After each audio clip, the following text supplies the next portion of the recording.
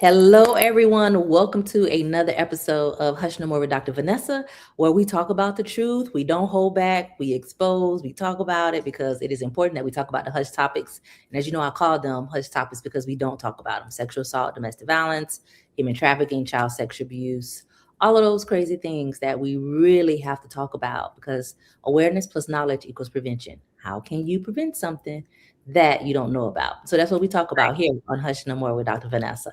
Before I start, I want to talk about my two sponsors who are amazing to me. Podcasters live off of sponsors. Like, if you don't support us, then we really don't know how we're going to be able to get everything that we need to be able to have our show. So for me, CTR Media Network is our media sponsor. Our show is on their platform. So we get over 2 million views on CTR Media Network. If you're interested in doing a podcast or just learning more about them, go to their website or go to their Facebook page or IG page because they are amazing. Thank you, Dr. Tina. And then my next sponsor, I'm going to show her product first. Cocoa wax, right? It's amazing. Can y'all see that wick? It is coconut, right? I absolutely love coconut. Um, Lynn is amazing. It's organic coconut wax, right? And I met her in Las Vegas last week, and she was amazing. Y'all hear my dog? I have a service animal, so ignore my dog. Um, Perfect bottle. She is going to donate to our boat ride, and y'all know that's coming up. We're going to be on a yacht, and she is going to have candles on our yacht, and I'm so grateful for that. And that is April the 4th, and I'll make sure that I drop information. So thank you, Cocoa Wax, and y'all check out their products. Please check out their products. They smell really good. This is apple spice bourbon, and I don't drink alcohol anymore. Normally, I could smell alcohol, and there is no alcohol in this. So, all right. So let me get to my guests. I have the privilege, the honor of having the amazing Myra Strand with me. Oh, y'all, I love Myra. I'm so excited we're finally getting to do this. I've known her for years, and I want her to just share a little bit about herself, of who she is, and why it's so important that you know her. All right.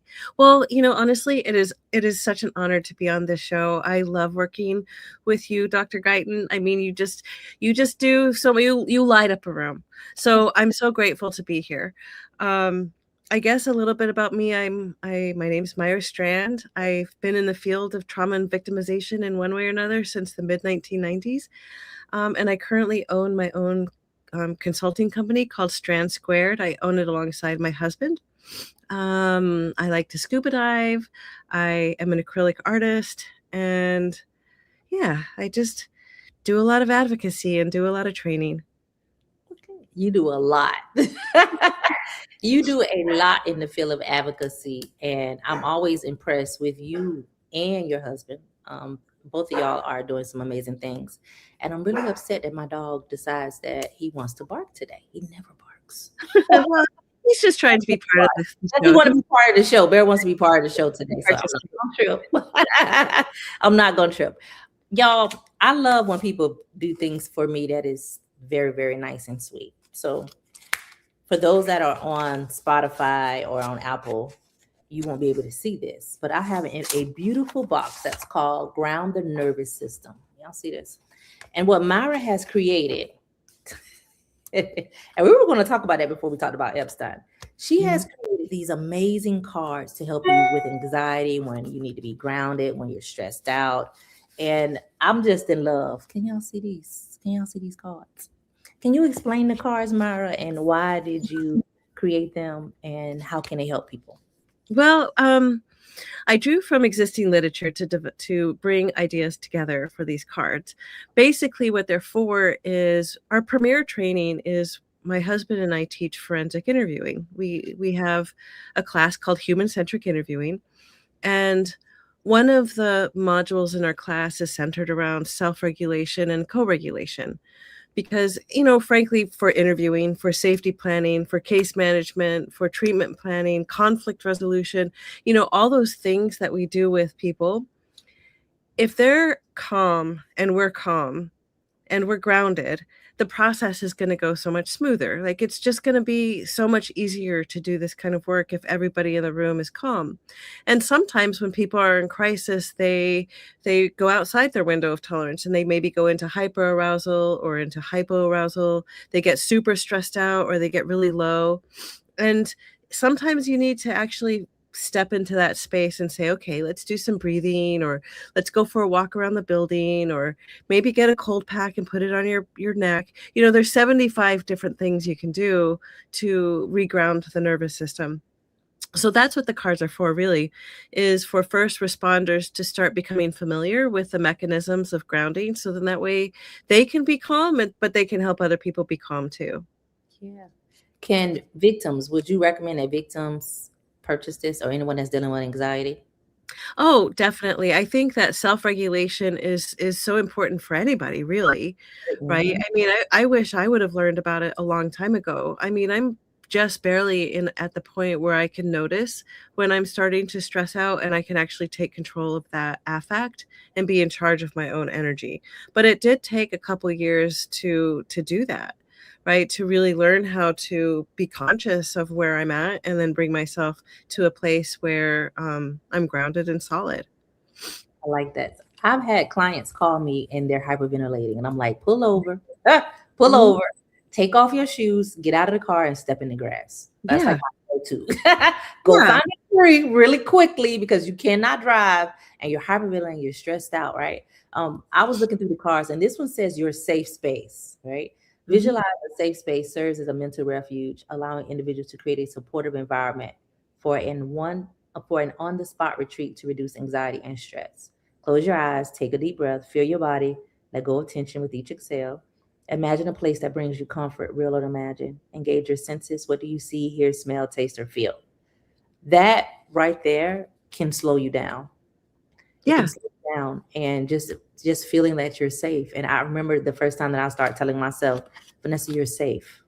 That is big, to talk to your subconscious mind, Mhm. use your Mhm. card. So we're going to have the link as well, y'all, so that you could check this out. We were going to talk about just holistic ways, and Myra, you'll come back to talk about that. But Okay. I value these. I think they are so amazing. Our next retreat, we're doing a military sexual trauma retreat in April, and we're going Mhm. to use these. And I'm going to ask the ladies to review them for you and tell everyone how they really work, because That's awesome. and I hope that y'all heard the safe space. So that is just one thing that you can do when you're having a difficult day, having a hard time breathe, is the safe space. Okay, Well, so if you need a few more decks, I'm happy to send them to you. You should just tell me how many are coming, and I'll send you that many. Then that way, everybody can walk away with get their a own. day. Oh, look at that. That is so Your sweet. sponsors. I told y'all why I needed to have Myra here. And especially for military sexual trauma, for all Yeah. trauma. But Yeah. in space, we didn't learn that in the military. Like that is very foreign to us. So I thank you for the work that you're doing. All right. So people Thank are you. coming on because we about to talk. We about to talk tonight about Jeffrey Epstein. And I say Epstein. I don't care if I mess up his name or not. I'm really not a fan. As Mm-mm. you all can tell. And I call abusers like creeps, right? That's just my name because I think it upsets them and they don't like it. So I wanted to talk about that today. And me and Myra always have the best conversations. We haven't talked about it yet. And so I want to know like what she thought. I want to share what I thought, and we want to know what you think in the audience. Okay, that is big because your opinion matters. How you feel matters, and that's what we're going to talk about. Right. So let me tell y'all who Jeffrey is. He don't even deserve me to talk about his last name. He's a child sex offender. He's a serial rapist. He's a human trafficker. He was a piece of crap, right? And I still speak in this space because even though he died, he committed suicide, and that's up. We don't even think that he really committed suicide, but that's no proof, right? He was rich and he was a financer, and he socialized with all the rich people. He made rich people money. He had his own private island, and people would go to the Epstein Island. They would go hang out there and party, right? Um, the thing that bothers me the most is that he has years of abuse that he pretty much got away with. In 2005, that was the first time that the police started really investigating him publicly and talking about it, because a parent came forward, which I always talk to parents Mhm. about their 14-year-old daughter, that they thought was being abused, right? And she was, right? And that was in 2005. What I was upset about was that he only served 13 months for sexually abusing a 14-year-old, right? Still making friends with the elite. People know that this is his background, right? So when you come and tell me, oh, I didn't know this about him, he's a convicted felon. And when you're rich, you got to be careful who you socialize with. So every socialization was intentional, right? Since 2005, 2008, and 2009, same thing, right? They found out that he was messing with little girls again, children under the age of 18, right? The attorney general in Florida did not prosecute him for this, right? They asked him to say that he was guilty and he got lesser charges, but essentially he got away with it, right? Once again, he was still doing it, y'all. And that's a problem for me. When they start investigating, they know for a fact that he was, I'm gonna say rape because I don't like the word molestation. It's rape, right? 36 girls, 36 girls. Oh, and they don't really talk about this about the victim. They just talk about like the rich people, but I think that the victims are important. And then in 2019, he finally got caught again federally, right? They put him in jail for sex trafficking, and he died 2019 due to suicide. But I still think that people had something to do with that because they didn't want their name to come out on that list. And he had agreed that he was going to start testifying and telling. So as we know, over 3 million documents have been released. They still have more to release. And that is Jeffrey. So There's so that's much. So much. so much. And so historically, he already had been showing out, y'all. It's not like this is new, right? Mhm. Kim said she would use your cards for I didn't see that. Kim said she would use your cards for anxiety. So I'll definitely, she lives in Colombia, so we're gonna do some things together.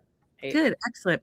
Yeah. One of the things, Dr. G, that we should be aware of is that the first report on Jeffrey Epstein was in 1996 with Marie Farmer. That was the first time. Before that, 1996 was the first time. And Department of Justice is now starting to estimate that there might be closer to 1,200 victims. 1,200 victims. There's 35 really vocal ones who have made like a real big impact, but there's closer to 1,200. 100 victims received restitution after he died. 23 have made public statements. Many of the victims are boys. And they only talk about the girls. Like when you really they go, only talk about the girls, but there's so many little boys there. There were so many boys, and I think that that's important that we acknowledge the male victims that are in this space because it's so important. You know how long it takes a male to disclose that they experienced rape in their life on average? Like 25 years. If a male even tells anybody that they experienced that, it usually takes more than 2 decades for them to disclose. That's a real problem. It is. And the fact that they don't feel safe. Society doesn't allow you to feel safe to come forward. That's a problem, right? To me. Yeah. That's why they don't. Marshana said that she went through sexual assault in October. I honor you. Thank you for sharing with us because I think sometimes people don't realize like how real this is and how individuals in our community really are, struggling and going through some things. So thank you for sharing that. All right. Yeah. I didn't even see the 1996. So thank you for that part. Do you think that if they'd have been more vigilant about actually holding him accountable, that we wouldn't have got to the 1,200 victims? Estimate, because I feel like it's more than that. I think that he has been protected for a really long time. I mean, when we look at the 2006 investigation and when he did receive a jail sentence, his jail sentence is super sketch. I mean, he was awarded his own wing in the detention center. He was allowed work release. So he was out of the jail 12 hours a day, 6 days a week, where he was taken home. He had private deputies that he was paying from his own foundation. He would just go into his home. Nobody knew what he was actually doing while he was in there, but most of the time he was just at home. According to Virginia Guffrey, in her book Nobody's Girl, she talked about how he just kept on trafficking and doing whatever he felt like doing during that time period while he was in jail. But what was really interesting was the attorney the prosecutor who arranged that deal for him was Jose Acosta. And later, during the Trump administration, President Trump gave Jose Acosta the position of Secretary of Labor. Now, interestingly enough, the Labor Department is partially in charge of human trafficking, right?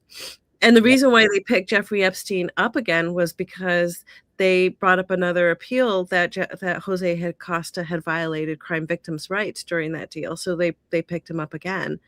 And so he was facing 45 years when he died. And that's why I felt like he really was going to start telling. Because that's what he always did. He always got deals. He always pretty much snitched, right? He always did that. And Mm-hmm. and they did little cover-ups and they had little buddies. And Yeah. to me, the problem is that you're rich. You're rich. That is the problem for me, is that when you have money, you can circumvent the whole entire system. The whole entire system. And I I mean, struggle. they certainly treated the world as if it was their own personal playground. And looking at the documents as they're coming out, there are definitely a lot of things way beyond trafficking that are really like we're looking at possible murders, right? Mhm. Possible sacrifices. Like there's actual things in the documents that are alluding to way more I mean, trafficking is as sinister as it gets. But there's a whole nother layer in some of these documents that are really pointing to something even worse, even darker. Mhm. Mhm. Mhm. That we can't imagine or they don't want to talk about. Right. But they don't want to talk about it. Yeah. That this whole thing is just disgusting, and the fact that these rich elite folks are covering or trying to cover it up makes it even more disheartening. It is. That's the hardest part. 3 named presidents. 3. Right. Three, and then we know that they were all hanging out together on the yacht and Yep. partying. Tanisha Yep. said, no, because he has major names to reveal. A lot of there was a lot of names to reveal, and they're still coming out. How Yes. did Yep. you feel? He was in bed with the Russians. He was. They looked at the emails and the conversations. Kim Hmm. said that just shows you how Trump is all a part of this cover up to protect himself. He said today and yesterday and the day before that and all of this that he has nothing to do with it, right? Um, He's listed thousands of times in the documents. And, honestly, like, I don't know, maybe I'll get picked up by ICE for saying something like this, but Donald Trump has a lot of known victims. Like he's already been found guilty in civil court for several sexual assaults. He's already awarded. I mean, Jean Carroll herself got almost $90 million in civil court because of the things that he did. Ivana Trump, his first wife, said that she was experiencing domestic violence to the point where he pulled out some of her hair. I mean, he's got her buried in a golf course. mhm, mhm. Many victims, more than 25 victims at this point. Mhm. And the fact that people just act like it's not true. Like Yeah, I do not understand, which leads to why our sexual assault programs in the federal government and our equal opportunity programs are not being funded. right. Because at the top, you don't think that sexual assault and sexual harassment is wrong, then what's going to happen at the bottom, right? And so Exactly. it really does bother me that we have leaders and rich people and the same people that were on the island with him literally are in government office. Yeah. It's they hang together, they support each other, they cover up together, and I get upset with Congress. I feel like they're not doing enough. No, That you can go. yeah, I mean, they're definitely not doing enough. They're definitely covering up and participating in all that. I don't know. I mean, I think maybe what are they worried about that they're gonna that they don't know what to do? I don't know. I'm not really sure what's happening with a lot of those folks. I mean, honestly, I was flabbergasted when Trump was first elected in 2016 because of the Epstein files. Like, it was already very clear at that time period that at this point I have no idea what these people are thinking or what they're hiding or what their level of participation is. Mhm. It makes us, it's confusing. Like, how can you have that background and still people vote for you? I don't know. I don't know. And they act like it's not real. And Mhm. some people are just really delusional because it is real. He has victims that have came forward. And I don't think people just want to believe. It's almost like they have rose-colored glasses to Yeah. cover up. But when you see that a lot of this could have been prevented, right? Yeah. Um, what do you think about the redacted a lot of the information? What do you think about that? It's so frustrating because they covered the information to protect the perpetrators, but yet the victims' names and some of their pictures are still there. I mean, there are pictures of unclothed children in those files right now without any kind of protection, yet they're protecting the perpetrators, many of them. Right? It's so frustrating. It's so frustrating because it's clear that they just kind of went through and did it really fast. Some of them, some of the redactions weren't even done professionally. Like, I was looking on TikTok and there was a guy who was just like, well, all you have to do is put it in here and change it to a PDF and the redactions fall off. So it wasn't even like professionally done. Mhm. It's just so frustrating.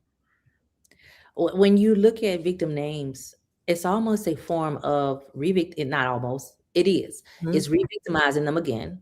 It's exposing their story because they haven't told, and it's not fair that somebody comes forward and share your story for you, right? Yeah. And share your pictures. And some people don't even know that these individuals are victims. And so you're right. They protected the ones that they wanted to protect and then exposed the victims.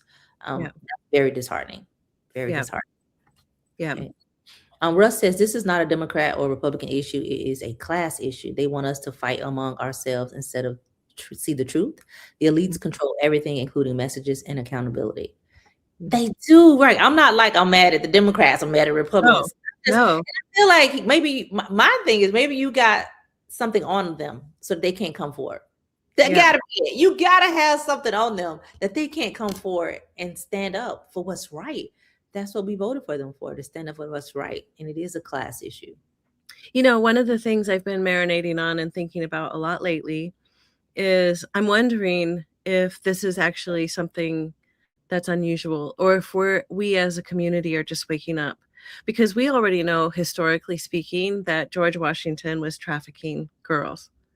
We Yep. already know that Thomas Jefferson had Sally Hemings, right, a slave who was given to him at her birth, right? Like he owned her his whole life, right? Like, this is more of a norm. I think that if we go back through history and start looking at that seat of the presidency and some of the power that comes with being very wealthy, I think we would find a lot of this sinister kind of behavior, right? I mean, when we look at history, we've got slavery, we've got relocation, we've got the Japanese internment camps, everything that happened with the Indian boarding schools. Maybe we're just being exposed to this in a new way. Like, maybe because of communication and technology, we're able to see it in a way that we never have been before. Mhm. We can. Social media allows Yeah, us, the news allows us to see, cable. yeah, We're way more informed now. yeah. Tanisha said we didn't think anyone was going to read all the documents. I haven't read. Did you read any of it, Myra? Have you read like a few of it? I've been going through some of the documents every day, spending some time diving through and just seeing, because I need to see it with my own eyes. But it's hard, like, I don't know if you've ever combed through Discovery before. I mean, it's just a lot of documents. There's just a lot in there. And then the mechanism itself is super clunky, right? So you get in and you start finding something and then you go to click back and then it sends you back to the beginning and you're like, right? But every day I've been making my way through and seeing stuff.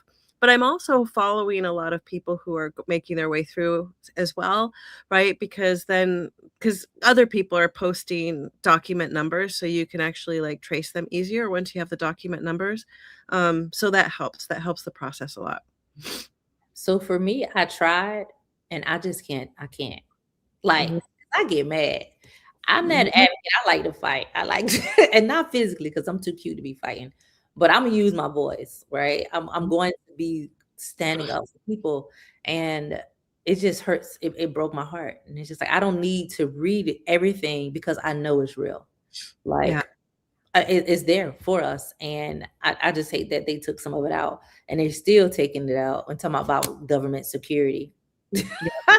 And Ew. that's the basis of government security, and I didn't think that that was fair for them to be able to say that that was the reason. Okay. Yeah. I have a question for you. Sure. Okay. Ghislaine Maxwell. Did I say her name right? Yes, Ghislaine Maxwell. No, I'm country. I'll mess your name up, right? Of the partner of Jeffrey, right? Um, Mhm. she was a British socialite, was helping him trap girls and women, and now she's in prison for 20 years. What did you think about her? Because like woman to woman, I get mad when another woman hurts another one. Like we're supposed to be there for each other and support each other, especially up against men that are abusing us. So what do you feel about her? I feel like, well, I read Virginia Guffrey's book, and Virginia spent a lot of time talking about Ghislaine. She's a piece of work. She's manipulative. She's awful. She's cruel. You know, in 1996, when Marie Farmer made her first report on Jeffrey Epstein, it was actually a co-report, and she reported Ghislaine Maxwell at that time. Jeffrey and Ghislaine met each other because of Ghislaine Maxwell's father. I'm not really sure what kind of role he plays in all of this, but it seems like her father plays some kind of weird role in this. I don't know what it is yet. But it's not going to surprise me when he comes out playing some kind of something. I mean, Ghislaine Maxwell's father gave Jeffrey Epstein a job teaching at a school, but Jeffrey hadn't even finished college and wasn't Never qualified agreed. for this, right? So it's just weird things like that. But she was definitely participating in grooming victims. She's the one who went to Mar-a-Lago and groomed Virginia Guffrey and brought her to Jeffrey, and she describes the whole experience. Actually, several victims have described the same process in which Ghislaine brought them forward and said, "Oh, I've got this wealthy man, and he's gonna send you to school, and he likes to be massaged, so you're gonna be a massage therapist." And she would go in there and hands on teach them what to do and how to handle his body, and then make fun of them if they felt shy or coy or afraid, right? And then she would dive in there as well. Like she was actually sexually abusing the victims as well. Like she was participating in all of that. And now she's in prison. She was in a maximum security prison, but they Donald Trump gave her a pathway to a lesser prison. So she's in a nicer prison. She's got a puppy. She's holding on to some information and trying to negotiate a way out for herself. She's Mhm, snaky. She's super snaky. mhm. She holding the information. Yep. And how they gonna put you in a nice coat? That's I get upset in our community where in our country and in our judicial system that money determines how you get out, if you're Yeah. gonna be on probation, if you're gonna be in a nice facility, and it's not fair. It's Frankly, not fair. it's not. She said they share what they want, and we look at and see what they and we look and see what they want us to. Unfortunately, yeah, it's Yep. almost like they control us. I'm not controlled no more because I be going around. I be wanting to see the truth, but it Mhm. does feel like that. And she also says she need to stay right where she at in prison. But Yep. 20 years is not enough. When you abuse multiple women and girls, and I didn't see anything about the little boys, but it probably was boys too. And Mhm. um, that's all you get because you're Yep. covering up nicks. And so as a woman, I want to look at another woman and say she got my back. We should be able to trust each other. Yeah, but I that makes her so successful at her job. right, right. Mhm. Because we trust her because she's a woman and she's Yeah. beautiful, right? Yes. Sweet and She's nice. she's funny, and she's Virginia talked about how she made her feel important and beautiful and talented, right? Classic rumor. And I don't think that people understand what that looks like. and Mhm. understand why people don't leave. If Mhm. I am loving on you, making you feel good, being your friend, and I trust you, it's hard for them to leave, right? It's Yep. not easy for them to just say, I'm leaving, because they think that they are being loved. They Yep. think they're cared about. And that whole victimology mindset, it's important for people to understand that and not judge and say, well, why they didn't leave? Why they didn't fight Mhm. back? It's not that simple when someone Yep. is playing with your mind. Yep. You say she should be in a hole, in a hellhole. And we can't trust these people. You can't. Mm-mm. You trust certain people, and you really have to do your background. Nope. And then with Virginia Guthrie's story, she talked about how early on in her abuse, when it first started happening, Jeffrey and Ghislaine pulled her aside and they busted out a picture of her little brother. And they busted out. They're just like, "This is your little brother, right? Like this is where he lives. This is where he's at. This is your little brother. Hmm. All right, you're gonna do what we want you to do, but we've got your little brother." But we got your little brother. Yeah. That's a special kind of mean, like using somebody's love against them. Mhm. Because that's all she had was her little brother. With her little brother, and those are the ones that they go after. Is the ones who don't have a lot of family, or nobody's paying attention to them, or Yep. sometimes the ones who are running away, or they get in trouble in school. Um, Mhm. go after them. You know. Yeah. Or with kids that are really vulnerable. I mean, with Ghislaine Maxwell also, right? Her father was raping her, and her father's best friend was raping her. Mhm. And so she was already like super vulnerable. She didn't have parents that she could count on. Her mom knew that what was happening and blamed her for it. So she didn't have a support network. And the first time that she was massaging Jeffrey Epstein, that's what he was asking her about, her support network. Who do you have family? Do you have friends? Who looks out for you? Right? He was going through finding out how vulnerable is this person. And he was very purposeful with it. And he Very. found somebody who was super vulnerable, poly-victimization. And you'd be like, what?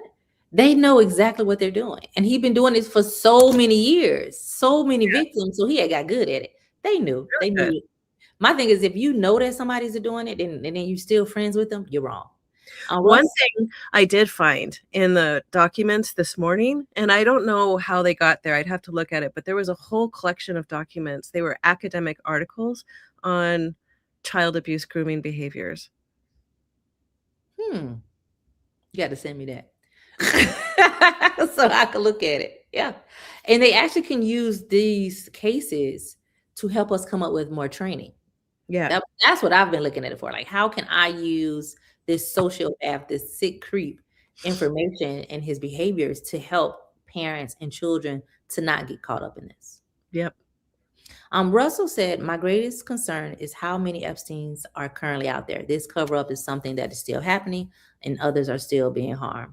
Concern, and it's scary. yep. Because it's about supply and demand. Mhm. There's It's clearly a demand. a very high demand, which is why also you can go to your own island, so you can bring everybody to your island and not get caught. That's crazy to me that you're so rich you got an island that you can abuse children.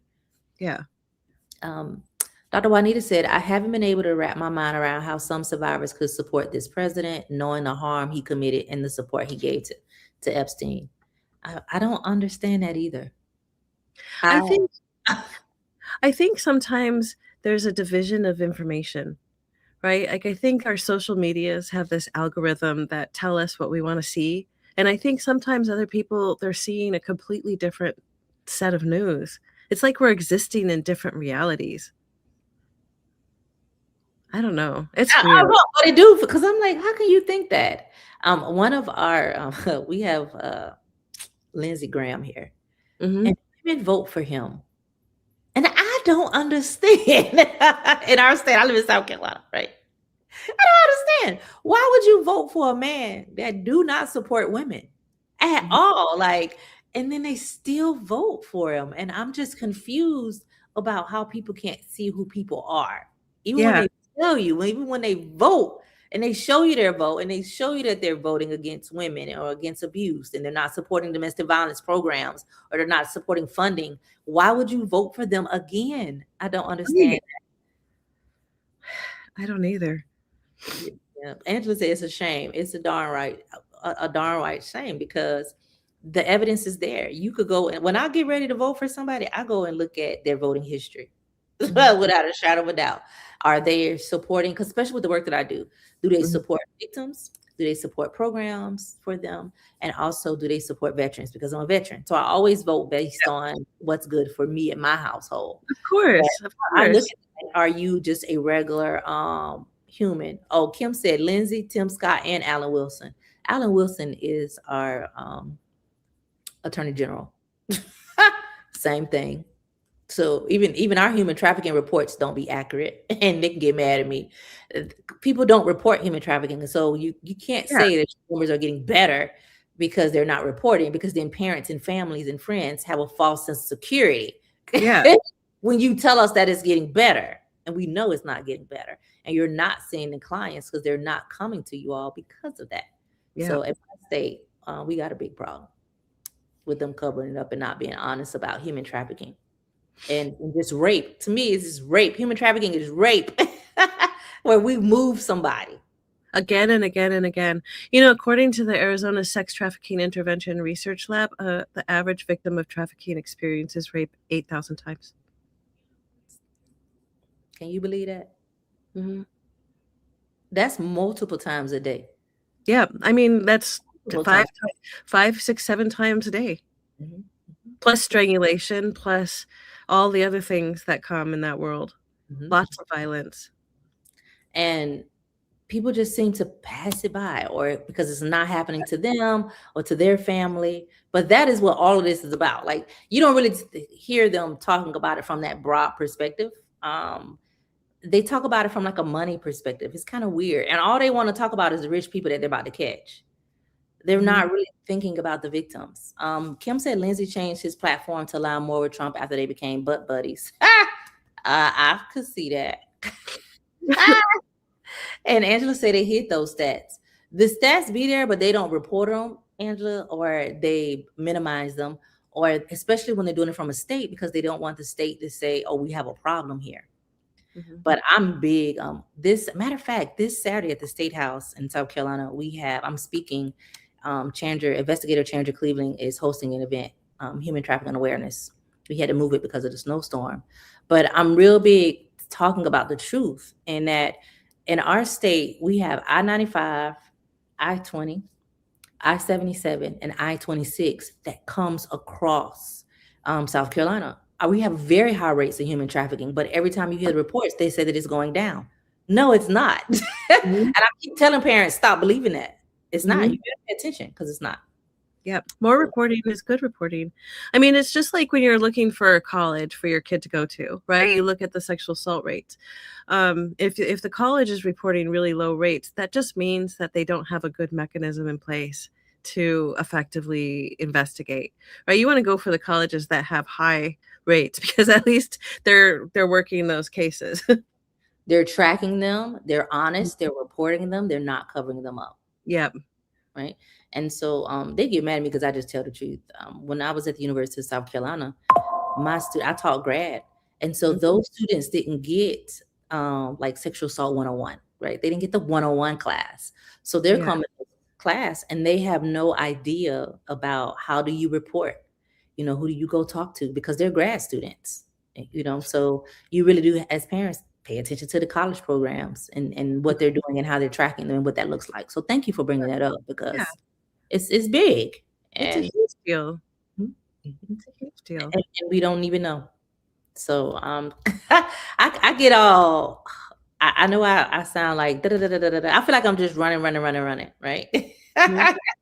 um, what do you think with victims? What do you think is some of the major problems with this and their names being shared? What do you think? Well, I think it just depends because prior to the documents being released, um, many of the victims that have been very vocal, the 35 at least that have been speaking very publicly, all came together and signed a document saying that they don't care if their name is redacted or not. They just want the documents released, right? And so I'm not really sure how that plays out because if we know that there's 1,200 different victims, then there's obviously going to be so many victims that are named, but then there's also going to be a lot of victims who nobody like that just went missing, right? Because there is a lot of assertions of people just going missing. Um, so maybe, maybe we'll be able to find some of them because of that. Because now you've got thousands of people combing through these documents. That in and of itself presents its own problems, though, because there's all these interpretations, and I imagine the investigation is going to get super messy because of the handling of information. It's just such a mess. It's so frustrating to watch all these things happen. So for some of the victims, to answer your question, some of them have already said it's okay. Others of them have not said it's okay, and that's a real problem for them because they're going to be outed in their communities if they didn't want to be outed. But then some of them maybe will be able to find people who have been missing that we didn't even know were part of all of this, that just are on missing lists. Mhm. For me, being a sexual assault survivor, Mhm. I didn't want nobody to know. Mhm. Period. Because of the shame, the guilt, right? People judging me, talking Mhm. about me, saying, "Oh, she should have did this," not believing me. It's like this whole mental spin that just goes on. You're like, you're up and down, you're up and down, and then Mhm. you're wondering who's gonna know.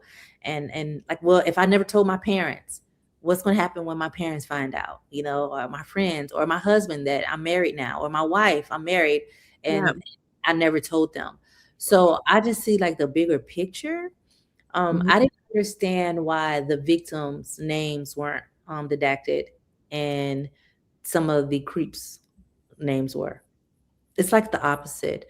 Yeah. And I know I would never want nobody. I believe in deciding to hush no more, 100%. But I think it's on your own terms and your own timing, not when Yep. you force me because it's on the news. Not when I've tried to suppress it and hide it, and now the whole world knows. Yep. And I used to always say, how did Hillary Clinton make it knowing that the whole world knew that her husband cheated on her?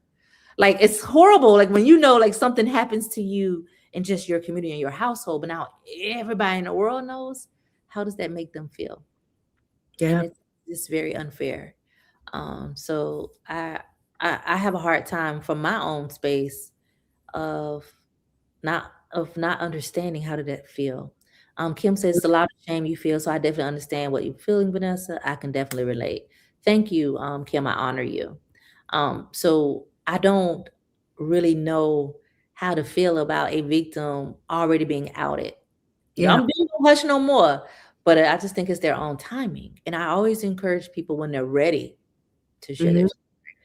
and this wasn't a time that people were ready. Kim said it bothers her the most is when it comes to these celebrities or rich elite people, folks will blame the victim and side with these celebrities or people with power. It burns me up hearing women, especially, side with these celebrity folks, even when the evidence is in their face. Yeah, It's so weird. It's so weird when people are just like, "Oh, that celebrity would never do that." Like, you don't even know this person. Like, why would you side with this random celebrity, right? Like, you don't even know them. I mean, it reminds me of the, first Bill Cosby trial when some of the jurors were just like, "Dr. Huxtable would never do that." And you're just like, "Dr. Huxtable isn't real," right? Like, that's not even a real person. Like, the cognitive dissonance is pretty extreme with, celebrity worship. my family was mad at me because they love Bill Cosby. Mhm. And I was like, he's guilty. He's not guilty. I was like, read the deposition. He admitted to drugging and raping the women, which was dumb. He didn't have a good lawyer. The only thing I said, I do believe in a fair justice system. So I don't necessarily know that it was fair that they released everything and told him that they weren't, but he still was guilty. So, oh well, you got caught up in that. That was wrong from a justice system standpoint. But people don't believe it. And I'm like, this man admitted it. And they still was saying it's not true. So you better go look it up. You can Google it. You can Google the deposition. Yep. So, yeah, people don't. And it's like it's a socialization of celebrities. Yep. Hello, Miss Bradley. Exactly. She said this is a mess. And I agree that it is a mess. Mhm. I would be terrified if I was on that list. I, I, I know I will be. I could tell you that. I would be like, "What? Everybody gonna know?" And so, yeah, just because Yeah, you're, that would be scary. yeah, That would be scary. Jon Stewart, he got on. He was just like, my name was in the Epstein files because somebody had done an email saying maybe you should get somebody like Jon Stewart to do this. So somebody was talking about him like hosting a show.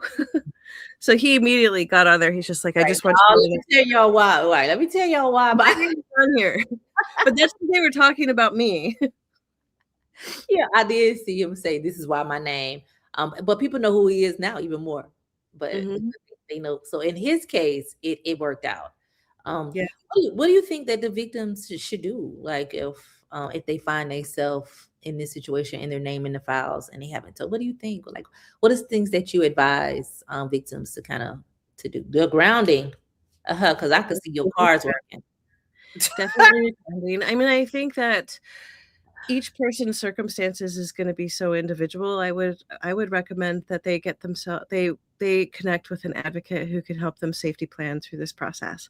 Right? I mean, some people are going to be in a circumstance where they're going to be able to protect themselves and some people are not. And they're going to need extra help through that. So I would recommend safety planning with somebody who's really good at helping to navigate that kind of emotional landscape because that's tough. You know, that's not for the folks who were not interested in being outed. This is a really complicated time period for them. And there's going to be a lot of people honestly who have their names in there that just happen to be like moving through the space but without participating or even knowing what was happening. And I think that that's also very sad because I think just being in the parties and participating in the parties, most people are gonna start thinking things about you, right? Your circles, who you run with. So I wonder about people who didn't actually know what was happening, but might have just been in proximity. I don't know. Yeah. I think it's important to reach out. I think it's important to reach out for help. I think it's Mhm. important not to hold it in and not to just let it eat you up and do it alone. And but Yeah, finding the right person to talk to, finding a counselor, finding an advocate, like not just sitting on this and just worrying yourself to death, like, oh my God, my name is in the files, it's happened to me. And then you're just spiraling out. It yeah, is important to get help, even if you call the human trafficking hotline, the sexual assault hotline. Those people will talk to you, right? And to help you come up with a solution as well.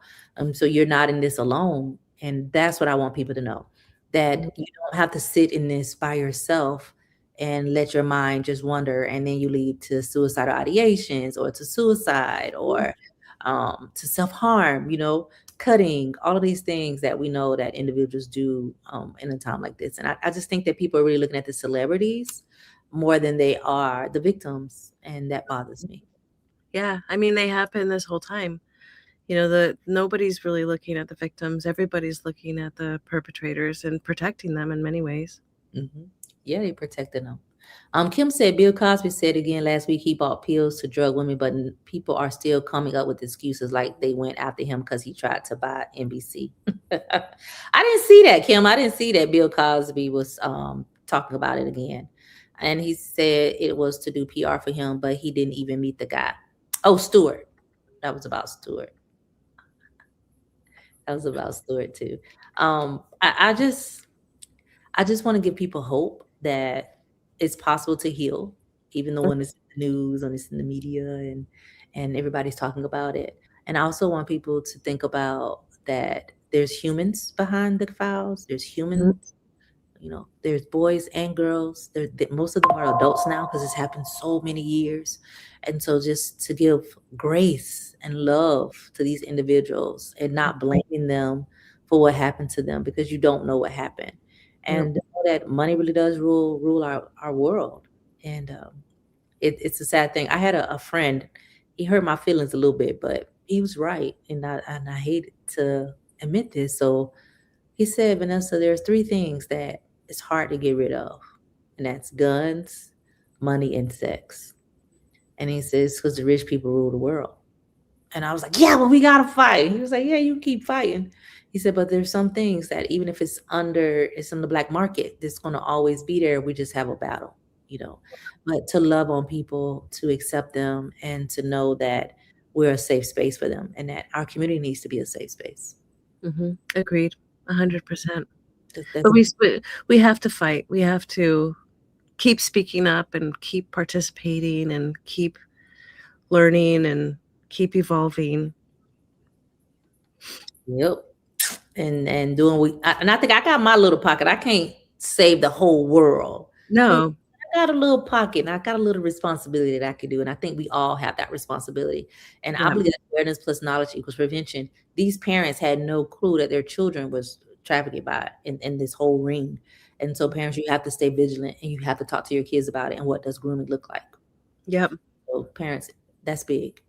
Okay. Well, I think one thing to consider is I do feel very hopeful, right? I mean, this is the first time in U.S. history that a sitting president is being called out like this for these kind of behaviors, right? I mean, it's the second time he's been in this chair, and the first time nobody would. I mean, I was talking about this in 2016, posting on Facebook and talking about Jeffrey Epstein, and people weren't having it. They were just like, no, that's not a thing. But now we're moving up and people are starting to generate energy around this. And I think that that in and of itself is very, very hopeful.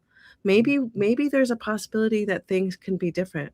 Maybe things can change. Maybe we can have a different kind of government. Maybe we can get the money out of the seat and start having some integrity. But it requires all of us to stand up together and demand it.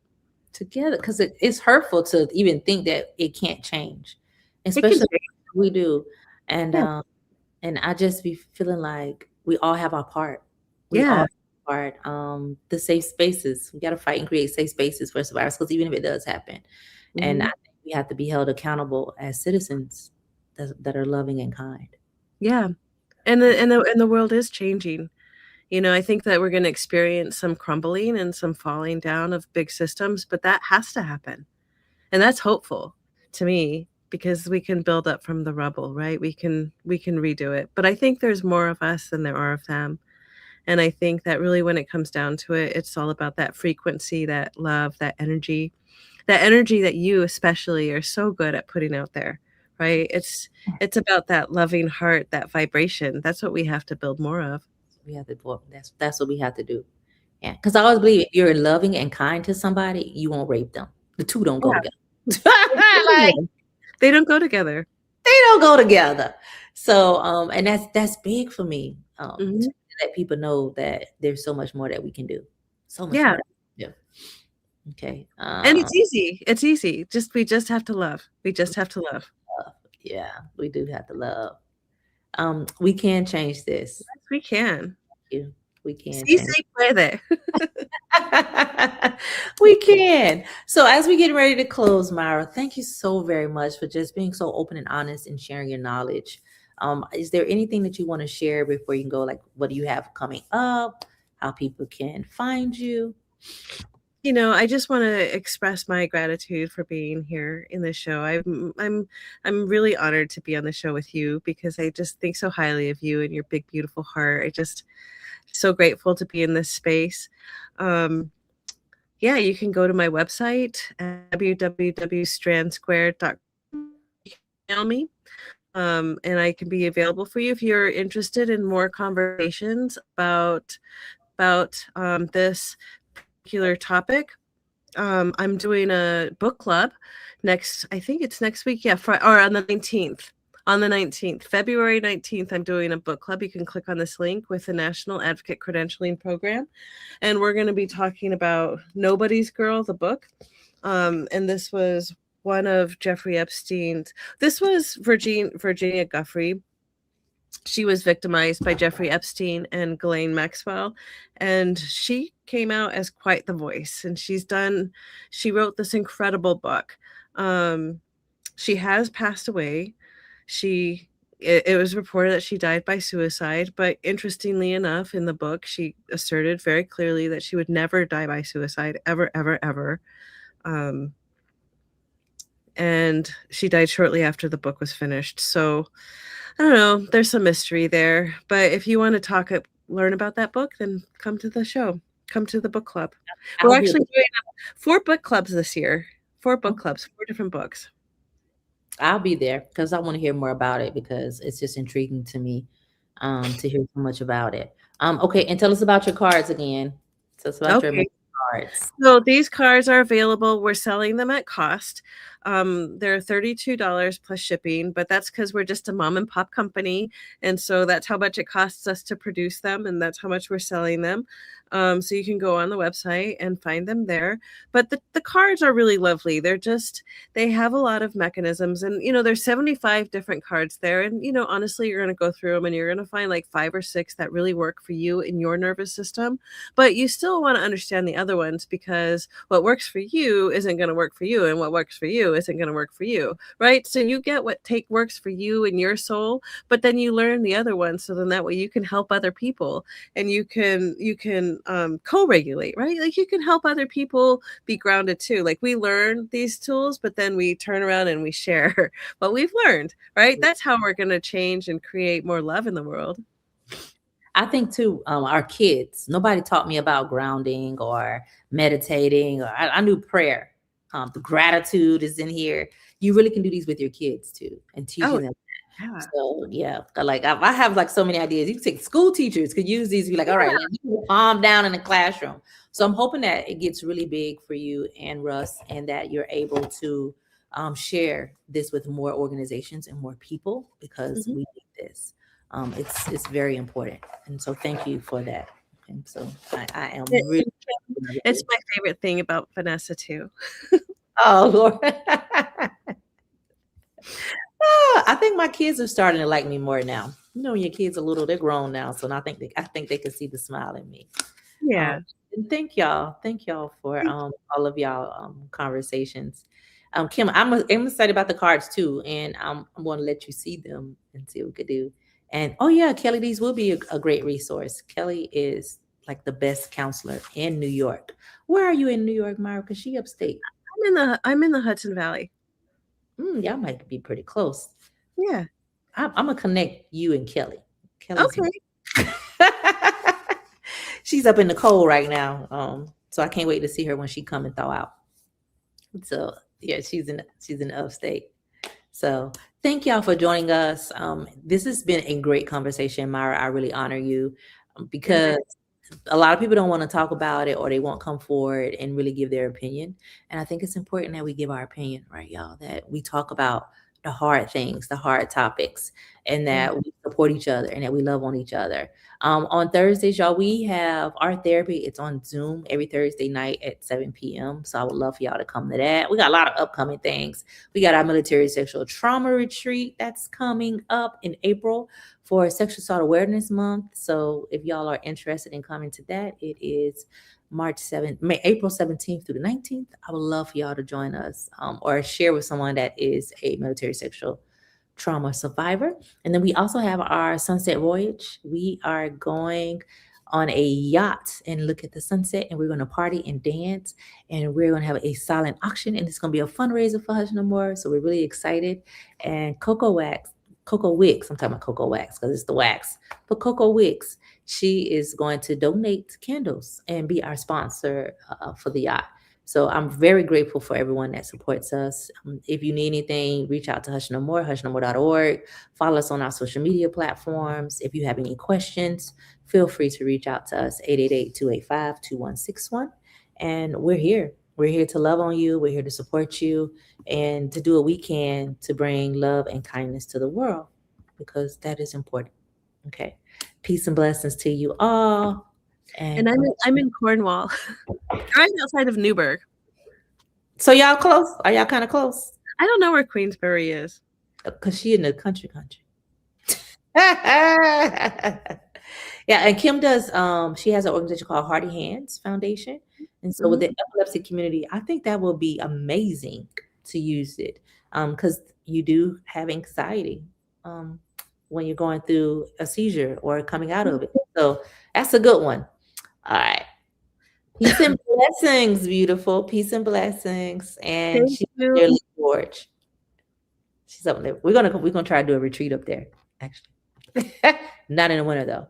So peace and blessings to you all. And I appreciate you from stopping in and just saying hi. And please follow Myra, y'all.